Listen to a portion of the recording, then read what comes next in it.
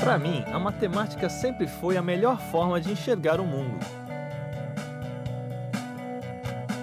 Eu sempre vi matemática em tudo, mas só ver não era suficiente.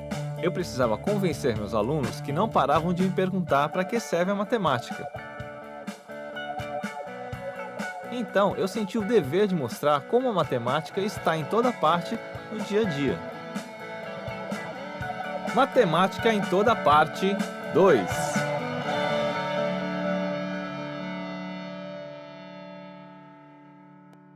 Nada como uma caminhada para renovar as energias e espairecer. Pois é, às vezes fazer um exercício aparentemente cansativo pode ajudar a descansar. Para mim, uma boa caminhada entre as árvores também é uma chance de organizar os pensamentos. E muitas soluções para problemas difíceis acabam saindo de momentos assim. Dizem que a respiração intensa ajuda o cérebro a funcionar. O que eu sei com certeza é que, além de fazer essa caminhada, hoje eu quero entender como a matemática ajuda a gente a manter a saúde.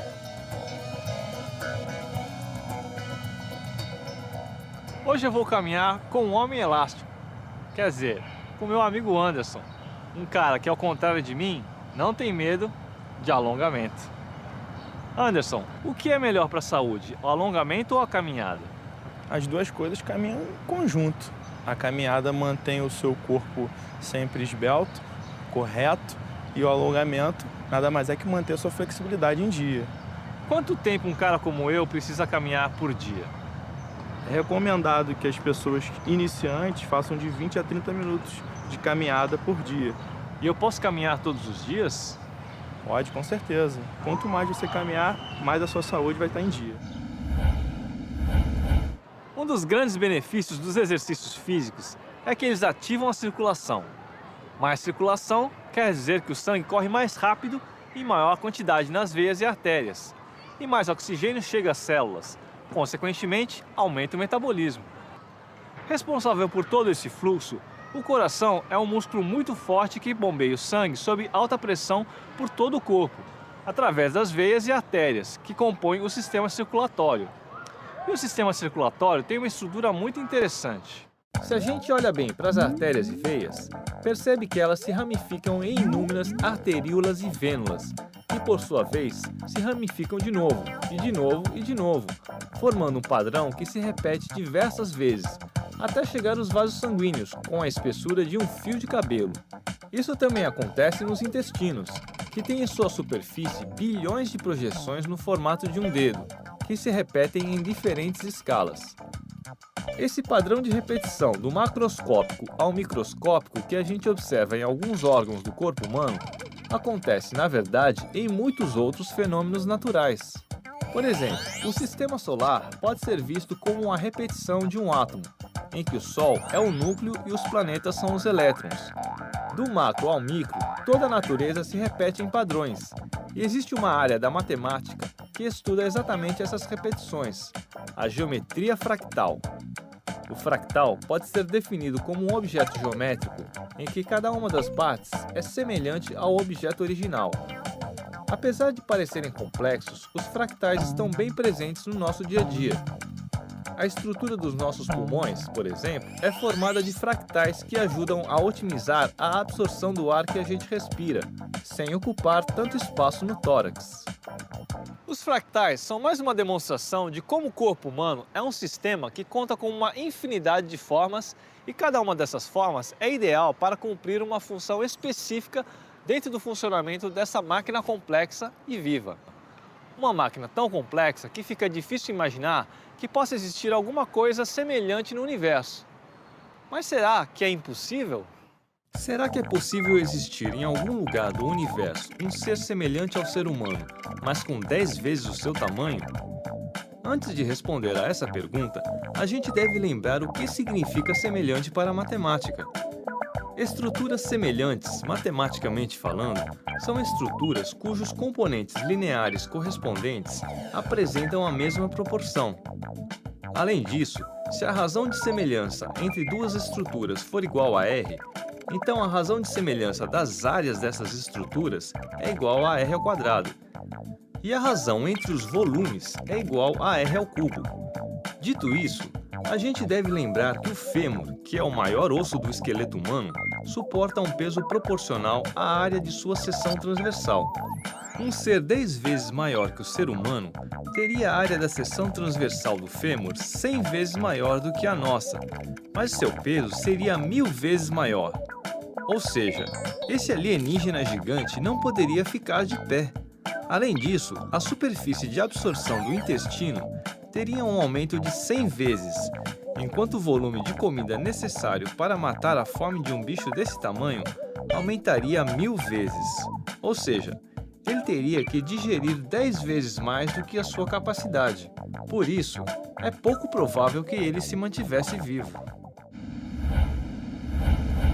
O corpo é uma máquina perfeita. Quer dizer, o projeto é impecável. Mas máquinas podem dar defeito. A gente pode e deve fazer algumas coisas que ajudam a evitar os defeitos, como uma boa alimentação e exercícios físicos. Mesmo assim, é bom tomar cuidado. Como qualquer máquina, o ideal é levar o corpo para uma revisão de vez em quando.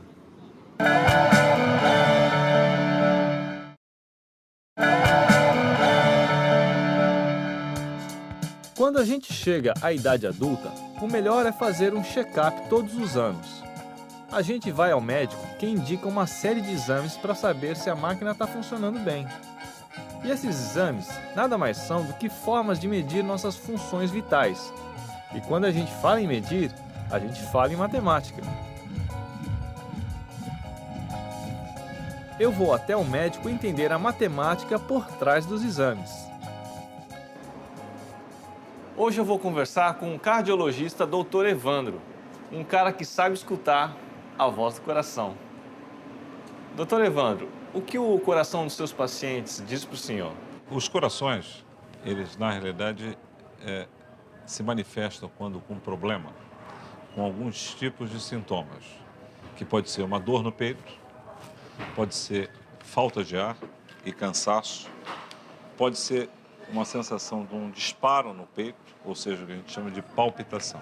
Quais são os principais exames que são feitos em um paciente? Os exames que são feitos nos pacientes, mais comumente, é o eletrocardiograma, exames de sangue e também o ultrassom do coração, chamado ecocardiograma, que é o exame para completar a sua avaliação cardiológica aqui. A medicina moderna tem vários instrumentos para monitorar diversos índices no corpo humano. A pressão arterial, o índice de glicose no sangue e a temperatura corporal são apenas alguns exemplos de índices que são monitorados frequentemente para indicar ou sinalizar algum tipo de desequilíbrio.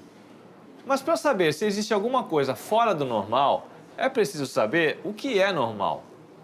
Esses valores normais foram sendo construídos ao longo da história da medicina e isso se deve, é claro, à matemática e, mais especificamente, à estatística. Para cada índice, são feitos registros relativos a uma amostra de indivíduos saudáveis. Dessa forma, é possível montar uma curva representando a frequência de cada índice. O índice mais comum é considerado o índice normal e saudável. Depois, basta calcular o desvio padrão desse grupo para chegar à faixa de desvio considerada normal e as faixas de desvio acima e abaixo do normal. Isso possibilita ao médico comparar o seu índice com uma tabela e dizer se sua glicose, seu colesterol ou seus triglicerídeos estão muito abaixo ou acima do normal. A medicina vem observando as doenças e comparando os índices dos indivíduos doentes com os índices dos indivíduos saudáveis.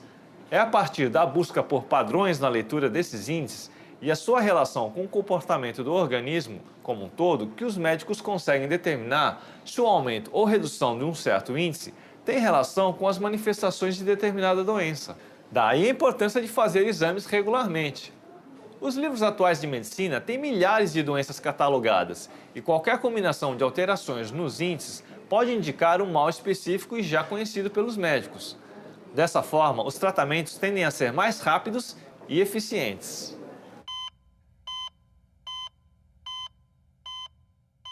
O eletrocardiograma é um exame muito importante que registra a variação dos potenciais elétricos gerados pela atividade do coração e deve ser realizado anualmente, a partir dos 40 anos de idade. Difícil é imaginar o que significa aquele monte de riscos no papel que sai da máquina. O coração é um músculo que está sempre em movimento Isso libera impulsos elétricos no corpo. O campo elétrico do coração irradia sua energia por toda a cavidade torácica e alcança a nossa pele. Por isso é que o médico coloca entre 6 e 12 eletrodos no torso. Cada um deles provoca um deslocamento no traço do eletrocardiograma, que marca em um papel a mudança de voltagem. A partir dos dados que ficam expostos com os traços elétricos descritos, o médico analisa a função cardíaca e compara com a média registrada como normal. Esse procedimento ajuda a reconhecer possíveis descompassos ou arritmias. No meu caso, nada foi detectado.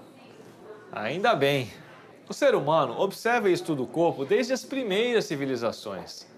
Hoje, a gente tem máquinas avançadas que registram as atividades do organismo com muita precisão. Mas até chegar aqui foi um longo caminho e muitos outros métodos foram testados, quase sempre com a ajuda da matemática. Medir o corpo sempre foi muito importante para os humanos. No Antigo Egito, a estatura ideal de um homem correspondia a 19 vezes a medida do dedo médio do sacerdote. Na Grécia, a estatura ideal era 8 vezes a altura da cabeça do homem. Com o passar do tempo, a matemática ajudou o ser humano a construir medidas mais precisas do corpo. Uma dessas medidas, muito comum na medicina atual, é o cálculo do Índice de Massa Corpórea, o IMC.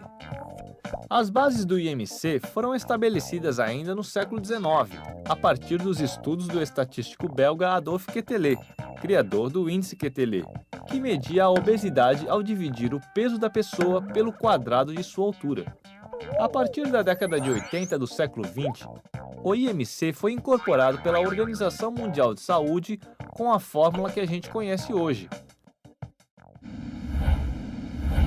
O nosso amigo cardiologista está escrevendo um atestado médico para eu poder frequentar uma academia. É que na pressa do dia a dia, nem sempre dá para ir ao parque e caminhar entre as árvores. Mas nem por isso eu vou parar de fazer exercícios físicos. Eu sei que só existe mente saudável se o corpo estiver saudável. Então eu tenho que manter a saúde em dia para ter fôlego de seguir investigando a matemática em toda parte.